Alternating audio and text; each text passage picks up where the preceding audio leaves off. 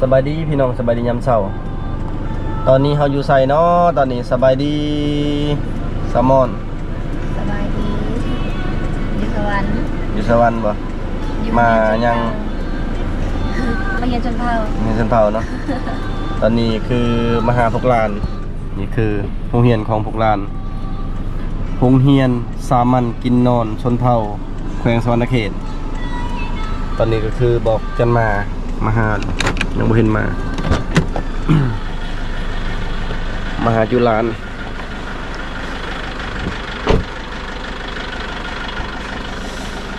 คือเขาเดินทางมาแต่เมื่อวานนี้พอแหละ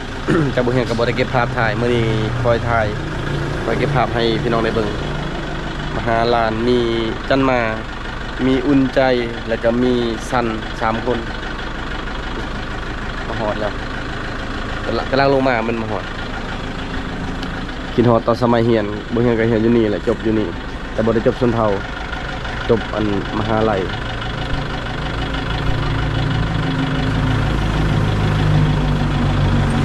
ดุดในมหาลานปีนี้น่าจะเป็นมือแรกเทื่อแรกที่ได้มหาลาน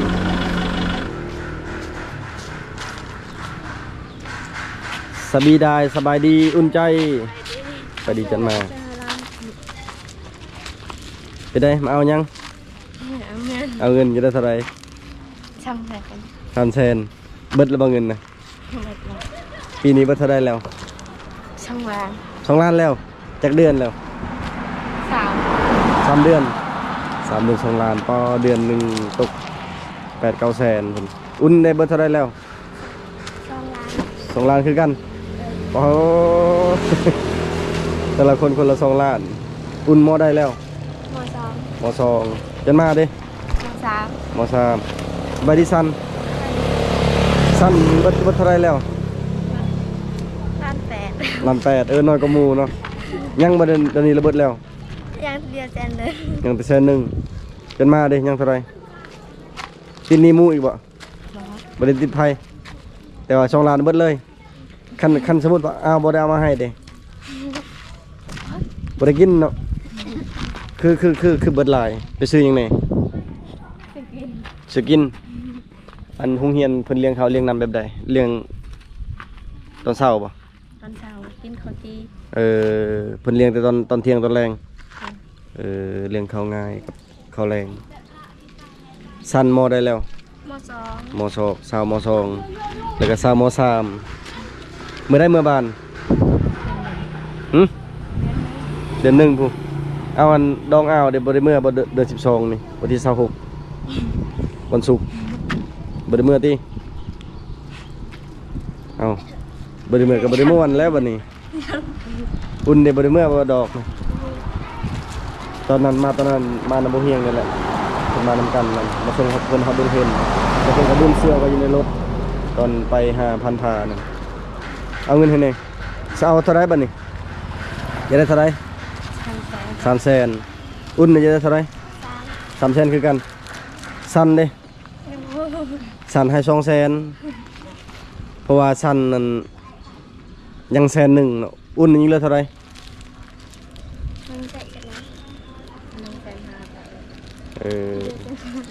อุ่นยิงเหลือ150,000คุณแหละ300,000เงินพอละปะไว้1 ล้านปะไว้300,000ทำให้200,000เอา200,000พอเรายัง100,000จนมา300,000บ่500,000นั่นคือบ่ไว้500,000เลยฮะเอา500,000เลยอีก200,000ยินพอเราเอา500,000บ่ประหยัดเด้อใส่เงินเด้อจะได้เอาไปให้เลี้ยงผู้บ่าวเบิดบ่ได้เด้ใส่เงินประหยัดในไว้ดีๆได้จะหน่อยหมู่หลักหมู่หยังนั่นใส่เงินประหยัดในเด้อบัดนี้เด้อกินแล้วบ่เข้าเอาไปปะเอาได้พอก็มีเวียกว่าสิพาไปเล่นคลองเบิ่งคันวางตอนแรกเลยสิพาไปเที่ยวแคมป์คลองเด้อคันวางเด้อคันบ่ว่างกันแล้วบัดนี้พอเครียดในยังนี่นะโดนาโดบ่โดโนโดยังนั่นน่ะพอโดนาโดบ่หิวหูพร้อมเอาไปก่อนไป นี่แหละพี่น้องพวกร้านก็คือเฮาคือกันแหละตอนเฮียนนั่นคันมีพี่น้องมาตาบานลงมาก็ดีใจอันนี้ก็ว่ามีเงินมีคำสมมุติว่าบ่มีเงินมีคำจะกีบเฮาก็ดีใจที่ว่าเห็นหน้าครอบครัวเฮามาเยี่ยมมายามแบบนี้นะก็เลยเฮากันมาพี่เฮาก็มาหาน้องๆหลานๆอันนี้ก็คือเป็นหลานลูกเอื้อย2คนแล้วก็หลานลูกอ้ายคนหนึ่งเพราะเอื้อยบ่เฮงมี2คนไปหากินข้าวกินน้ำเนาะวันนี้เนาะอยากข้าวได้อวันนี้เป็นจะได้ตื่นเต้นว่าไปอันดองอยู่ภัตตาคารเมื่อคืนนี้ตื่นบ่เคยไปจากเธอเข้ามีแต่คนแบบว่าจะได้เนาะคนแบบมีเกียรติแนวมันเอ้ยตัวเองผัดเฮาประจังมาแต่เซอมีเกียรติคือกันเกียรติจึงได้เข้าไปก่อนแต่งหน้ากับหลังแต่งหน้า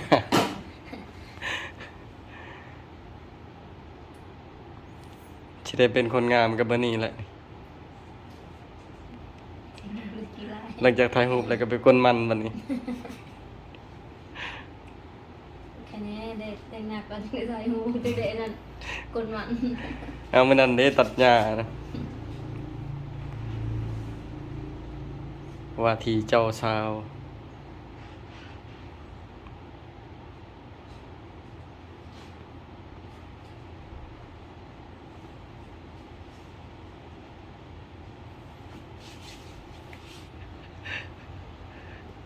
ตอนนี้เป็นพี่หรือเป็นคนตอนนี้ สีชมหายแล้วฮาโลวีน วันแต่งเป็นพี่คือจิบกาอยู่นำแล้วเนาะขนาดชุดนี้เอาแบบนี้เลยนี่เป็นแลนด์แล้วนี่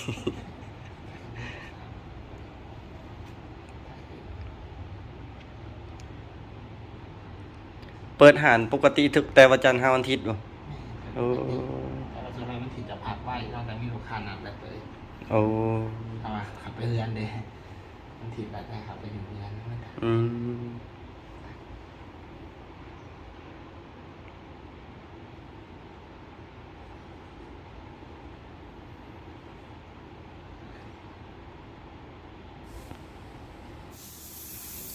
ฮอดขั้นตอนเก่าผมแล้วบ่เห็นก็นั่งท่าได้เพราะว่าผู้หญิงนี่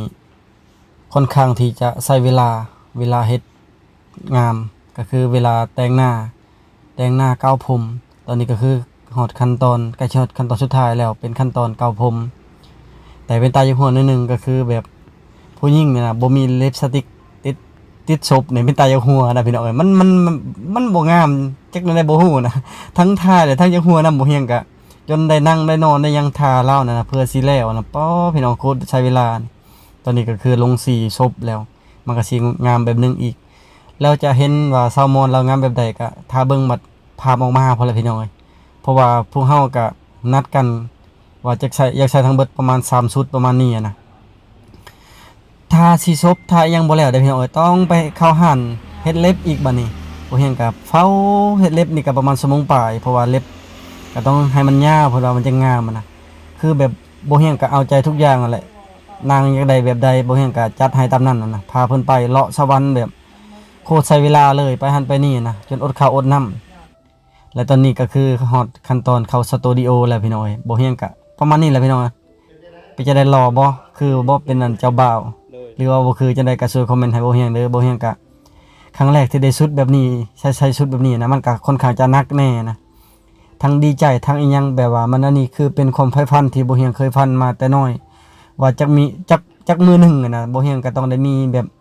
ใส่สุดเต็มรูปแบบประมาณนี้นะคือบ่เฮียงก็เข้าใจว่าการที่เฮาเฮ็ดแบบนี้มันก็บางคนก็คิดว่ามันเสียเงินล่าๆนะแต่บ่เฮียงก็คิดว่าครั้งในชีวิตก็ต้องให้มันหล่อมันเท่มันงามก็คืออยากใส่ในชุดที่ตัวเองอยากใส่นะมันเสียหลายแต่มันก็คุ้มกับความพึงพอใจของเฮาพอบ่เฮียงก็มีความใฝ่ฝันว่าจากมื้อใดมื้อหนึงบ่เฮียงก็ต้องมีชุดเจ้าบ่าวและไปนั่งเคียงคู่กับเจ้าสาวก็เลยมาซื้อฟรีดีใจพี่น้องเอ้ยได้ใส่เครื่องกันหนักแฮงได้ใส่แหวนได้ใส่สร้อยคอได้ใส่ตามชุดแบบอันนี้คือบ้านเฮาเอิ้นว่าเป็นชุดหลวงพระบางแล้วตอนนี้ก็มาตัดภาพที่เจ้าสาวก็มีสร้างแต่งหน้าแล้วก็สร้างเกาผมเกายังเฮ็ดให้เพิ่นก็แต่งตัวประดับประดาเครื่องของอันนี้แต่ละชุดนี่อันคือซาวมอนเพิ่นก็ เพิ่นก็เลือกเองและส่วนของบ่เฮียงก็เป็นคนเลือกเองนะว่าอันแต่ละคนมักแบบใดคือบ่เฮียงก็มักในสไตล์ของบ่เฮียงและซาวมอนก็มักในสไตล์ของซาวมอนเลือกให้กันบ่ได้ได้พี่น้องแบบนี้นั่นเพราะว่าบ่เฮียงก็ตามใจของนางเลยนะว่านางแบบมักแบบใดอันให้จับเอาเองแล้วก็มาเบิ่งว่ามันเหมาะสมกันแล้วบ่นะประมาณนี้อันนี้ก็คือแบบใส่เครื่องประดับ วันนี้รู้สึกว่ารวยเป็นพิเศษเนาะ ถึงน้องวะ นี่แหละอันนี้มีแต่คำนี่ คือคำเต็มตัว เอาไปขายได้คำนี่ เขาได้โลนะ ว่าคำหมดบ่อยนะ ตอนนี้การแต่งตัวของเฮาก็เกือบสำเร็จเรียบร้อยแล้วก็มีแต่เบิ่งรายละเอียดอีกเล็กน้อยนะก็เริ่มงานเริ่มถ่ายเริ่มแต่งหน้าบ่ผิดเริ่มแต่งหน้าแต่ 1 โมงจนไปฮอดจักโมงก็บ่ฮู้แต่ตอนนี้ก็คือเรียบร้อยแล้วก็คือเจ้าบ่าวกับเจ้าสาวไปยืนข้างๆกันแล้วเตรียมถ่ายรูปเลยสต็อปถ่ายรูปก็เริ่มประมาณ 3 โมงปลายเพราะว่าใช้แต่งเวลาแต่งหน้าแล้วก็ใช้เวลาไปเฮ็ดเล็บนั่นนี่พานางไปนะส่วนบ่เฮียงแม่นบ่ได้เฮ็ดหยังมีแต่เก่ามีแต่อันทรงผมจัดทรงผมเองนะแล้วก็หน้าตาอิหยังก็หน้าสดๆทุกอย่างเลยสดใสคือทุกอย่างเลยส่วนเจ้าสาวแม่นเพิ่นก็ไปเฮ็ดคือตามเฮ็ดนั่นแหละบ่เฮียงแม่นทรงผมแม่นตื่นแต่เช้าแล้วก็จัดทรงผมเองเลยนะแล้วก็บ่ได้แบบว่าหลากหลายคือผู้ชายเฮาทุกคนก็คือทุกคนฮู้แหละบ่ได้เฮ็ดหน้าบ่ได้เฮ็ดอีหยังเฮ็ดแบบปกติเลยนะมีแต่ทรงผมสำนี้ก็เท่แหละสำหรับเฮาเป็นผู้ชายส่วนผู้หญิงนี่ก็ต้องเข้าใจต้องทำใจเด้อพี่น้องเอ้ยถ้าพอได้อยากได้เมียงามนี่แม่นต้องทำใจต้องใจเย็นต้องพาแบบต้องเอาใจนางนะพาไปเฮ็ดพาไปหาบอนหาเสริมสวยงามๆนั่นนี่ตามนั้นแหละพี่น้องใช้เวลาอดทนอดข้าวอดน้ำกินข้าวแต่คาบเดียวตอนนี้ก็คือภาพสร้างภาพเพิ่นสร้างแบบใดเฮาก็ยืนเก็กไปตามนั้นและทุกคนคิดว่าจังไดอันรูปภาพนี้ลองคอมเมนต์มาให้บ่เฮียงเบิ่งเต็ม10ให้จักคะแนนแล้วถ้าอยากเห็นแบบว่าอันภาพออกมาประมาณใดก็ถ้าเบิ่งบัดมือที่สร้างภาพเพิ่นส่งรูปมาให้มือพวกเฮาไปถ่ายนี่ก็วันที่2พี่น้องวันที่2แต่รูปออกมาเมื่อใดก็ยังบ่ฮู้อันนี้คือเฮาถ่ายเบื้องหลังผู้บ่าวสาวและชุดที่พวกเฮาใส่ทั้งเบิดมีอยู่3ชุดแล้วจะไปเบิ่งว่าเป็นชุดใดแน่พวกเฮียงก็แบบว่าตื่นเต้นตื่นตันใจแฮงพี่น้องบ่ได้คิดบ่ได้ฝันว่าจักมื้อหนึงบ่เฮียงจะได้ใส่ชุดนี้แต่คือความใฝ่ฝันของบ่เฮียงนี่ฝันมาตลอดว่าจักมื้อใดมื้อหนึงบ่เฮียงก็จะไปยืนจุดๆนี้ให้ได้จะอยู่แบบว่าอันคือเพิ่นน่ะผ่านมานี่บ่เฮียงเคยเบิ่งคลิปคนอื่นเคยเบิ่งอันวิดีโอของคนอื่นเขาถ่ายลงแล้วบ่เฮียงก็มีรอยยิ้มในโตน่ะแบบว่าเห็นความน่ารักของครูบ่าวสาวบ่ได้คิดว่าตัวเองจะมาอยู่ในจุดๆนี้ได้นะแต่ก็เลยแบบว่ามื้อนี้ก็คือตามความใฝ่ฝันของบ่เฮียงมาฮอดแล้วก็คือได้ยืนได้นั่งได้อยู่ข้างๆเจ้าสาวแล้วแต่ก่อนนี่คิดว่าเฮาคือสิบ่มีบุญเฮาคือสิบ่มีวาสนาได้อยู่ได้ยืนแบบนี้แต่มื้อนี้ก็ได้ใส่แล้วถึงมันสิราคาแพงแต่ก็คือยอมรับว่าสร้างภาพใจเย็นแล้วก็ใช้เวลาแฮงแล้วก็เฮาอันมีความภาคภูมิใจในตัวครั้งหนึงในชีวิตเฮาจะมีรูปคู่แบบนี้ให้ลูกให้หลานให้พ่อให้แม่ให้ญาติพี่น้องได้เบิ่งทั้งถ่ายทั้งลมทั้งหัวพี่น้องเอ้ยแบบก็คือแบบมีความสุขแฮงในมื้อนี้นะบ่เฮียงก็ครั้งแรกที่ได้ยืนข้างๆแบบนี้ได้ยืนได้กอดได้แนมได้สบตากันนะพี่น้องเอ้ยแบบว่าอิหยังก็เว้าบ่ถึงให้ภาพบรรยายอันอธิบายให้เบิ่งภาพอันนี้ก็คือแบบบ่เฮียงเฮ็ดทุกอย่างแม่นเอาตามที่สร้างภาพเพิ่นแบบว่าเพิ่นแนะนำนะเพิ่นว่าให้กอดบ่เฮียงก็เฮ็ดไปตามให้คัดหลังอีหยังก็เฮ็ดไปตามเพิ่นนั่นน่ะก็ยอมรับแต่เพิ่นนั่นใจเย็นสร้างถ่ายภาพนี่เป็นคนหนึงที่บ่เฮียงมาถ่ายแล้วเพิ่นใจเย็นแฮงแบบเฮาบ่ได้กดดันเฮาบ่ได้อันเครียดนะมีแต่เฮาทั้งที่เฮาก็เมื่อยเนาะขับรถไปมา 2-3 รอบแต่ว่าเฮาบ่ได้มีความแบบเครียดอีหยังแบบเฮามีแต่มีความสุขในมื้อนี้นะบ่ได้กินข้าวบ่ได้กินน้ำเพื่อจะให้หุ่มแบบนี้ออกมานี่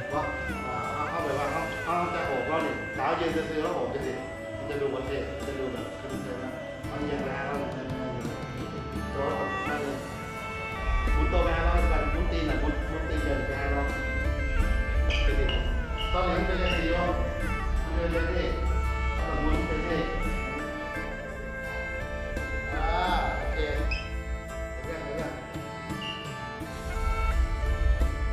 แล้วตั้งเอาไปไม่รับความไปเลย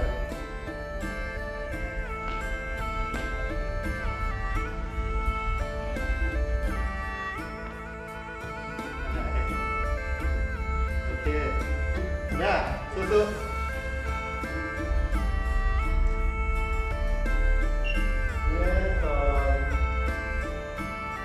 ยังรั้วมาแต่ครับอยู่กับเราพี่เนยโอเคงามหลาย1 2 3เยี่ยมอยู่ครับเยี่ยมเยี่ยมถ้ามือจะมาอยู่ทั้งโกงอยู่ทั้งกอดไปแหละอีกรูปนึง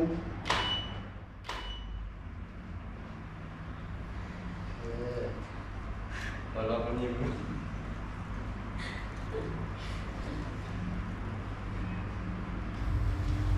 มื้อนี้บ่เฮียงรู้สึกมีความสุขที่สุดในชีวิตเลยบ่ได้เคยคิดว่าตัวเองสิมาอยู่มายืนในจุดๆนี้ได้นะมื้อนี้ได้เฮ็ดทุกอย่างแล้วตามความใฝ่ฝันของตัวเองนะได้มาเห็นแล้ว เริ่มถ่ายแต่กลางเว้นตอนนี้ก็คือยังบ่ทันลายยอมรับว่าถ่ายลายท่าลายอย่างแฮงแล้วก็อันนี้คือยังบ่แล้วชุดที่1ส่วนชุดที่2ที่3แม่นยังบ่ทันได้เว้าเลยเฮาก็ถ่ายไปตามนั่นแหละบ่ได้พักผ่อนอะไรมีแต่ถ่ายไปเรื่อยๆแล้วก็คือแบบบ่เฮียงกะเฮ็ดหยังบ่ถูกเลยนะมื้อนี้นั่นแบบมันมีความสุขที่สุดเลยเจ้าสาวก็งามแฮงนะบ่ฮู้ว่าในชะตาคนอื่นสิเป็นไปได้แต่ในชะตาของบ่เฮียงน่ะก็คือแบบเจ้าสาวนี่งามแฮงเหมาะสมที่สุดนะบ่เฮียงเป็นคนสูงหน่อยนึงและเพิ่นนี่สิต่ำน้อยนึงเพราะว่าคือบ่เฮียงบ่มักที่ว่าคนที่สูงเลื่อนเฮานะจะเอาแบบคนที่ต่ำกว่าเฮาหน่อยนึงซามอนนี่ปกตินี่ราศีอายุหลายกว่าบ่เฮียงนะแต่ว่าหน้าเราหน้าเด็กกว่าบ่เฮียงนะบ่เฮียงสิเฒ่ากว่าเพราะเรานี่คนน้อยๆนะเฮาเบิ่งแบบน่าฮักไปแบบนึงนะอันนี้คือบ่ได้ย่องให้เราแต่ว่าเฮาก็เบิ่งไปตามภาพเนาะเบิ่งไปตามเนื้อผ้าตอนนี้ก็คือแบบบางเทื่อเพิ่นจะให้แต่เจ้าบ่าวไทยผู้เดียวแล้วก็เจ้าสาวไทยผู้เดียวแล้วก็ถ่ายคู่ถ่ายท่านั้นถ่ายนี่หลายท่าแฮงแต่บ่เฮียงจะเก็บภาพเล็กๆน้อยๆนะเป็นภาพเบื้องหลังเฮาก็ถ่ายไปเรื่อยๆนะบ่ฮู้ว่าเสร็จแล้วจักโมงมีแต่ถ่ายไปเรื่อยๆอันนี้ก็คือแบบมาเบิ่งคือเป็นผู้เฒ่าแฮงพี่น้องไปนั่งตั้งแบบจะได้ก็บ่ฮู้นะเฮากับแบบว่าบ่ได้เคยไปเห็นคนอื่นถ่ายมีแต่เคยเห็นผ่านมาว่าเขาจะถ่ายแบบใดช่วยเบิ่งภาพออกมาแต่บ่ได้เคยไปอยู่และบ่เคยไปเห็นในจุดๆนี้มาอยู่มาเห็นโอ้บ่ได้ง่ายแฮงพี่น้องเอ้ยเป็นอีหยังที่ว่าโคตรเมื่อยแต่ว่ามีความสุขก็คือมันตามที่ตัวเองมักอะนะ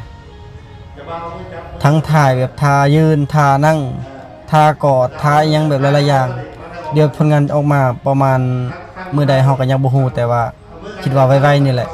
ว่าสิออกมางามหรือว่าสิออกมากีฬาจังไดก็บ่ฮู้ชุดเจ้าสาวเป็นคนเลือกเองชุดเจ้าบ่าวชุดของบ่เฮียงเป็นคนเลือกเองแล้วก็คืออันสร้างภาพเพิ่นก็กำหนดให้ถ่ายแนวใดเพิ่นก็บอกเฮาว่าถ่ายประมาณใดเพิ่นแนะนำเฮาก็เอาไปตามเพิ่นนั่นน่ะหลักๆแม่นเอาไปตามเพิ่นมีแต่ชุดเฮาเป็นคนเลือกเองราคานี่ก็พอฟังพอจับจองได้นะงานที่เฮาถ่ายนี่ก็คืออยู่สวรรค์แล้วก็สถานที่นี่แม่นอยู่สวรรค์ไอเต็กอันสร้างถ่ายภาพเป็น2คนเพิ่นก็จับมุมมองนั่นนี่แหละอันใดที่ว่าบ่ถูกเพิ่นก็พยายามจับสวยนะว่าเฮ็ดแบบใดเพิ่นก็แนะนำให้พาตัวใดมันเหมาะอยู่ระดับใดเพิ่นก็เฮ็ดไปยอมรับว่าเป็นสร้างที่ว่าใจเย็นแล้วก็มีประสบการณ์มาหลายคนอยู่สวรรค์ก็น่าสิฮู้ดีอายเพิ่นนั่นเจ้าก็ตั้งหน้าตั้งตาถ่ายแบบยิ้มแย้มแจ่มใสมื้อนี้นั่นคันตอนเพิ่นถ่ายเจ้าบ่าวเจ้าสาวแล้วก็ถ่ายแยกแล้วก็เปลี่ยนชุดบัดนี้คือมาฮอดจุดมังกรซึ่งชุดมังกรนี่เป็นชุดของชนเผ่ามังกรก็คือชนเผ่าของบ่เฮงเองนั่นแหละชนเผ่ามังกรถ้าเป็นอยู่ประเทศไทยนี่ก็จะเอิ้นว่าเผ่าโซเผ่าซวยอยู่จังหวัดกาฬสินธุ์แล้วก็หลายๆอีกหลายๆอื่นหลายจังหวัดนะประมาณ5จังหวัดแต่ว่าอยู่ประเทศลาวก็จะเอิ้นว่าชนเผ่ามังกรหรือว่ามะกองนี่เป็นอันเดียวกันแต่ว่าหลายๆคนจะเอิ้นว่ามังกรอันนี้คือตัวแท้ตัวเต็ม ส่วนมากองก็มีคนเอิ้นอยู่ อันนี้ก็คือเป็นชุดเจ้าบ่าวชุดอันผู้ชายจะใช้บ่หลากหลายหยังใช้แต่เสื้อแล้วก็ทรงแพรเพราะว่าเกิบสระบ่มีเนาะในคนสมัยก่อน และชุดเจ้าสาวเนี่ยจะเป็นสิ้นผ้าเบี้ยงแล้วก็ผ้าเกาหัวหั่นเสื้อแล้วก็มีพวกต้มหูแต่ว่าต้มหูนี่มันบ่มีเป็นเงินน่ะนะเลยเอาเป็นคำมาใส่แทน แล้วก็มีสร้อยคอก็ค่อนข้างจะหนักนะผู้สาวนะเพราะว่ามันมีหลายอย่างให้นะหั่นแล้วก็อันใดที่บ่ถูกจะพาเพิ่นก็จับให้ว่าจะเปลี่ยนหมู่นั้นหมู่นี้เพิ่นก็แนะนำเบิดทุกอย่างนะยอมรับเลยว่าเพิ่นแบบว่าคือเพิ่นเอาใจลูกค้าเฮาอยู่แบบเฮามาเลือกทายนํเพิ่นแม่นบ่ผิดหวังนี่คือสั่งแต่งหน้าทายไปเรื่อยๆตอนนี้เริ่มค่ำแล้วพี่น้องเริ่มค่ำประมาณ 6:00 นแล้วตอนนี้แต่เฮาก็ยังทายไปเรื่อยๆบ่ฮู้ว่ามันสิแล้วจักโมงนะสั่งเพิ่นก็เมื่อยคือกันตามเบิ่งนะเพิ่นก็ใช้เวลาถ่ายเพราะว่าเพิ่นก็คิวมันลายแน่นะเฮาอาศัยถ่ายตอนบ่ายโมงหาตอนแรกอันนี้ก็คือแบบลักษณะหน้าตาของผู้หญิงหรือว่าเจ้าสาวและส่วนอันนี้ก็เป็นชุดของผู้ชายก็คือชุดเป็นเจ้าบ่าวเป็นชุดของชนเผ่าซึ่งเผ่าเมืองกองนี่เป็นอีกเผ่าหนึ่งที่อยู่ในเมืองนองแขวงสะวรรณเขตถ่ายไปยิ้มไปบอลจะหัวนี่บอลสบตากันนี่แหละทุกครั้งที่ถ่ายนี่พักกันหัวแต่ว่าตอนนี้อารมณ์เริ่มบ่อยากมีแล้วมันเมื่อยแล้วพี่น้องมันเพลียแล้วเพราะว่ากินข้าวคาบเดียวกินข้าวแต่เมื่อเช้าตื่นเช้ามาแล้วก็กินข้าวแล้วก็มาถ่ายเลยมาถ่ายแล้วก็คือเพิ่นก็สั่งจังซั่นจังซี่แหละเดี๋ยวบ่เฮียงก็สิลงว่ามันแล้วแล้วสิลงให้เบิ่งอีกว่าออกมางามบ่หรือออกมาแบบใดแต่จังใดก็ตัวเองว่าเชื่อว่ามันต้องงามมันต้องเด่นเพิ่นก็บอกวิธีถ่ายทั้งอยากหัวนำพี่น้องเอ้ยทั้งอยากทั้งเมื่อยนำมันนะแต่ชั่วเฮาก็แบบว่าตั้งหน้าตั้งตาตั้งใจถ่ายทั้งสองคนนี่แหละเป็นมือที่บ่เฮียงมีความสุขและก็คือเป็นมือที่ความฝันของบ่เฮียงเป็นจริงแล้วบัดนี้ ซับบอนกับแนมหน้าคักเลยตอนนี้นะโอ้แบบตอนนี้แหละที่อยากหัวนะคือเวลาแนมหากันเลยแบบอดหัวบ่ได้เวลาแนมหน้ากันเพิ่นก็ให้เปลี่ยนโหมดถ่ายเฮากับถ่ายไปแล้วก็เปลี่ยนถ่ายไปแล้วก็เปลี่ยนมีท่านั่งมีท่ายืนมีแบบครบทุกอย่างพุ่นแหละถ้าว่าผู้ใดที่อยากมางานแต่งของบ่เฮียงนี่ก็สามารถมาร่วมงานได้ก็คือมื้อวันที่26เดือน12 2025จัดขึ้นอยู่ที่บ้านดงบ้านซามอนนั่นอยู่เมืองสิปูนแขวงสะวรรณเขตซึ่งตอนนี้มาฮอดชุดลาวแล้วปังมาฮอดชุดลาวแล้วพี่น้องเอ้ยก็คือซามอนก็ใส่ชุดลาวนี่ไปจะได้พี่น้องกว่าสิได้ชุดนี้นะจนมือที่4ได้อยู่สวรรค์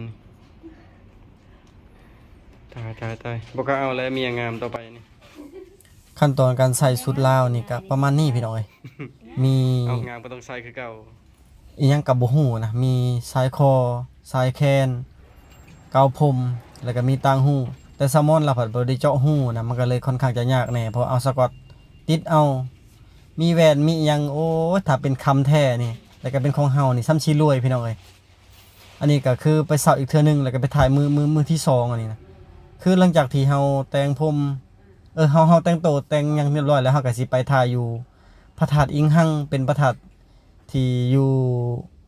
นครไกรสอนแขวงสะวรรณเขตเดียวอันนี้บ่เฮียงบ่มีเวลาสิถ่ายต่อเพราะว่าคนตกแน่ก็เลยทาพับออกมาพุ่นแหละว่าสิประมาณใดจะได้ก็อันช่วย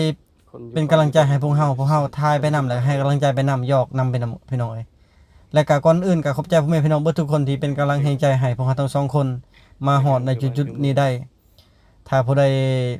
มีเวลาว่างก็มาแสดงความยินดีนำพวกเฮาได้ในท้ายปีก็คือเดือน12วันที่26 2025ยินดีทุกท่าน